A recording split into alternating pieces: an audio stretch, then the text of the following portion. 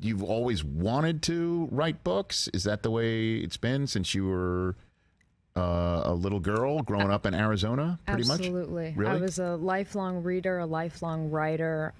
My first sort of creative pursuit that I went after was theater. I studied theater in college, and then I moved to New York. Yep. And did the whole, starving artist, try to make it, go to auditions at 5 a.m. and then your restaurant job that night. Yes. And after a few years of not doing anything, not getting anything, I left and I moved back home to Phoenix, and I moved back in with my parents and did the whole, mid-20s, living in your childhood bedroom. What do I do with my life now that I have a degree in musical theater? And the theater community just told me I wasn't good enough. And that's when I got a job at the local indie bookstore up the street.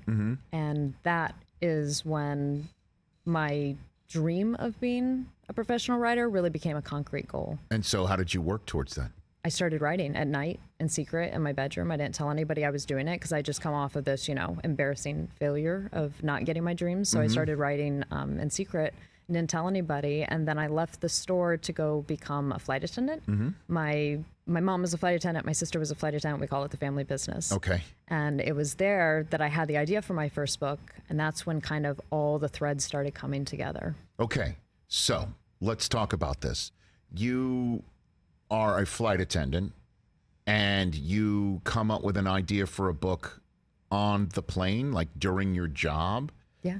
That's where you came up with the idea for Falling? Yep. Essentially? For both books, but my first book came to me on a red eye. I loved working red eyes, and I was flying LA to JFK, and I was standing at the front of the cabin, sort of looking out into the plane. It's dark, and it's quiet, and it's cold. It's a red eye. Everyone's asleep. Yep. And I have this thought, that their lives and my life and all of our lives are in the hands of the pilots. Yes, I've had that thought many times. It's fairly obvious. Yes. It's not really exactly groundbreaking. No, but it is a significant amount of responsibility placed on the shoulders of the actual pilots. Exactly. Right. And it was the first time that I had sort of the flip side of that thought, which is that with that much power and responsibility, how vulnerable does that make the pilots?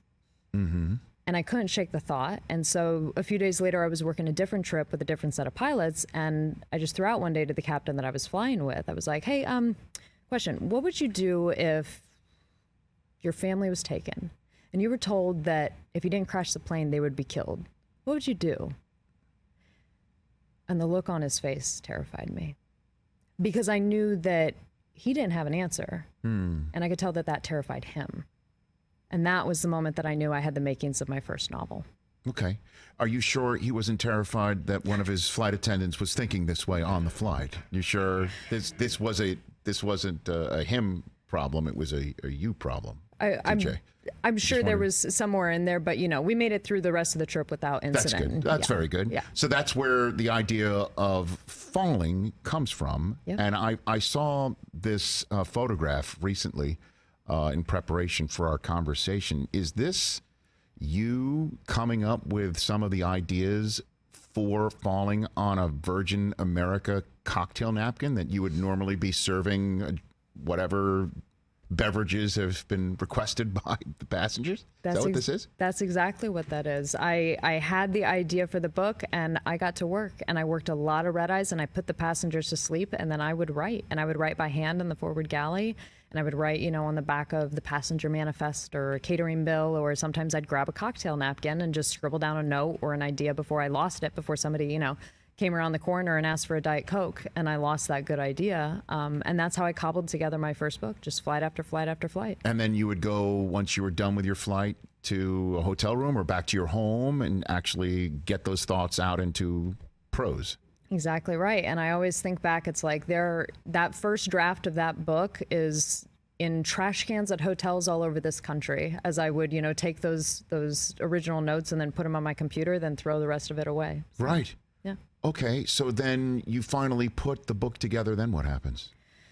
Then I didn't know what was next because I don't know anybody in publishing. I don't know how to get, Right. this book published. So I literally bought a book called The Essential Guide to Getting Your Book Published. And I read it and I followed the directions. And step one is get a literary agent. So then I discovered what you have to do to that. You send off your information, sample pages, a query letter, you call it, which is basically like a pitch saying, this is my book, this is me, this is something you should want to represent. And so I have high hopes, and I send out this book that I believe deeply in, and 41 agents in a row reject me. Wow, 41. Yeah. Who was 42 then? 42 was my one and only yes. His name is Shane Salerno of the Story Factory, and I sent it off, and he's a pretty big fish. He's a big agent.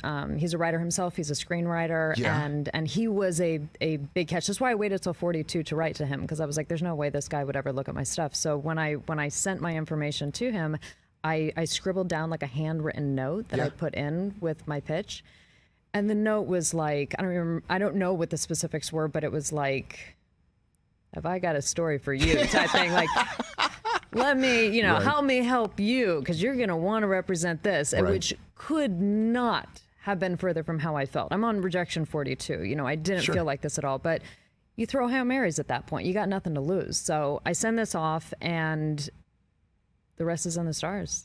Catch the Rich Eisen Show every single day on the Roku channel, 12 to 3 Eastern, for free.